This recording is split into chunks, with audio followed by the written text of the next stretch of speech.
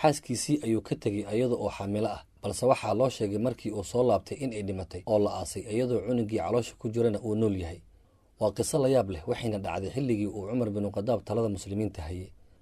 maalin maalmaha ka mid a, Cumar binu Khadaab oo fadhiya ayaa waxaa u yimid nin iyo wiil yar oo wada socda.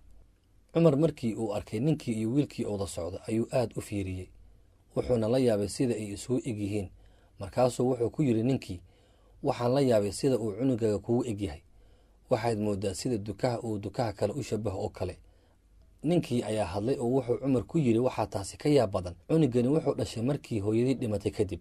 Cumar ayaa hadalkii aad ula yaabay, meeshii uu fadhiyey ayuu ka soo jeestay. markaas ayuu ninkii wuxuu ku yidhi, bal ii sheeg sida ay qisadani ku dhacday.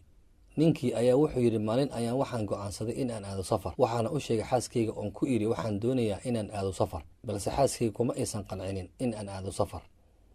markii aan isu soo diyaariyay safarkii ayay waxay ii istaagtay albaabka, waxayna igu tiri, ma bixaysid.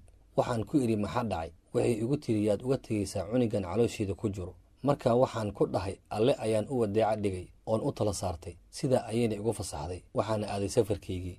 muddo dheer kadib waxaan ka soo noqday safarkaygii, waxaana ku soo laabtay magaaladii. markii aan gurigii ku soo dhowahay ayaan waxaan arkay albaabkii oo xiran, waxaana igu soo kala cararay ilmihii uu dhalay adeerkayga. waxaan weydiiyey xaaskaygii oon ku idhi, xaggee aaday? waxay igu dhaheen, way dhimatay. waxaan dareemay murugo iyo naxdin, waxaana dhahay, innaa lilaahi wa innaa ilayhi raajicuun.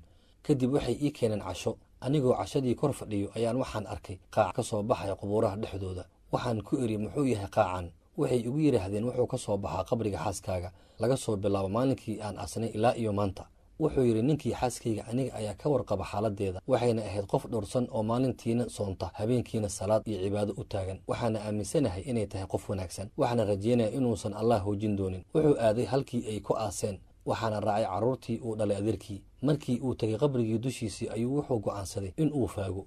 markii uu daboolka ka qaaday ayuu wuxuu arkay xaaskiisii oo meyd ah oo meesha taallo, iyo cunugii yaraa oo nool oo ku hoos jiro labada ligood dhexdood. markaas ayuu wuxuu maqlay ruux u naadinaya oo dhahaya, wadeecadii aad nooga tagtay waan kuu xafidnay ee qaado. sidaa ayuuna cunugii ku soo kaxaystay.